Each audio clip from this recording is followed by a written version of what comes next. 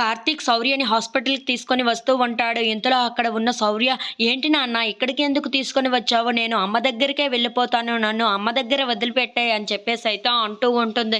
ఆ మాటలు వినగానే అక్కడ ఉన్న కార్తీక్ అయితే చాలా బాధపడుతూ, "అలా కాదమ్మా! నువ్వు రోజు టాబ్లెట్స్ వేసుకుంటున్నావు కదా! ఆ టాబ్లెట్స్ రోజు వేసుకోవడం నీకు ఇష్టమేనా?" అని చెప్పేసైతే అడుగుతూ ఉంటాడు. ఆ మాటలు వినగానే అక్కడ ఉన్న శౌర్య మాత్రం, "లేదు నాన్న నాకు ఆ టాబ్లెట్స్ వేసుకోవడం ఇష్టం లేదు" అని చెప్పేసైతే అంటూ ఉంటుంది. ఇంతలో అక్కడ ఉన్న కార్తీక్, "అవును. అందుకే నువ్వు ఇలా రోజు టాబ్లెట్స్ వేసుకుంటున్నావు కదా! నీకు కొన్ని టెస్టులు చేయించి ఆ టాబ్లెట్స్ పూర్తిగా మానిపించేస్తాను" అని చెప్పేసైతే అంటూ ఉంటాడు. ఆ మాటలు వినగానే అక్కడ ఉన్న శౌర్య అయితే చాలా సంతోషిస్తూ ఉంటుంది. "అవునా మరి అమ్మని ఎప్పుడు చూస్తాను నేను? నాకు అమ్మని చూడాలని ఉంది" అని చెప్పేసైతే అడుగుతూ ఉంటుంది. ఇంతలో అక్కడ ఉన్న కార్తీక్ మాత్రం, "ఒక వారం రోజుల పాటు ఇక్కడే మనం ఉండాలి.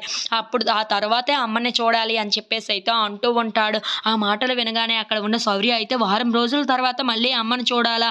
అప్పటిదాకా అమ్మని చూడకుండా ఉండలేను నేను" అని చెప్పేసైతే అంటూ ఉంటుంది. ఇంతలో అక్కడ ఉన్న కార్తీక్ మాత్రం ఎలాగోకలా నచ్చజెప్పి ఇక్కడే ఉండాలి అని చెప్పేసైతే అంటూ ఉంటాడు. ఇంతలో అక్కడ ఉన్న కార్తీక్, "నీకు టెస్టులు జరుగుతాయి కదా! ఆ టెస్టులు అమ్మకి తెలియచేయకుండా నువ్వే ఉండాలి. నాకు మాట ఇస్తావా?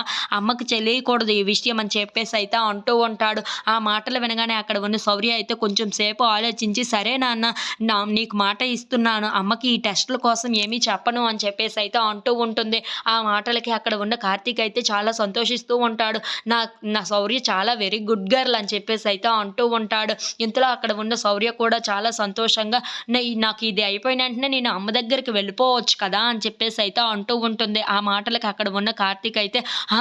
దర్జాగా వెళ్ళిపోవచ్చు" అని చెప్పేసైతే తనని దగ్గరగా తీసుకొని తనకి నుదుటి మీద ముద్దు పెడుతూ ఉంటాడు. ఇంతలో అక్కడ ఉన్న శౌర్యని చూసి చాలా బాధపడుతూ ఉంటాడు. ఇప్పుడు ఆ దీపని ఎలా నచ్చజెప్పాలో ఏంటో అని చెప్పేసైతే ఆలోచిస్తూ ఉంటాడు. If you like this video please subscribe.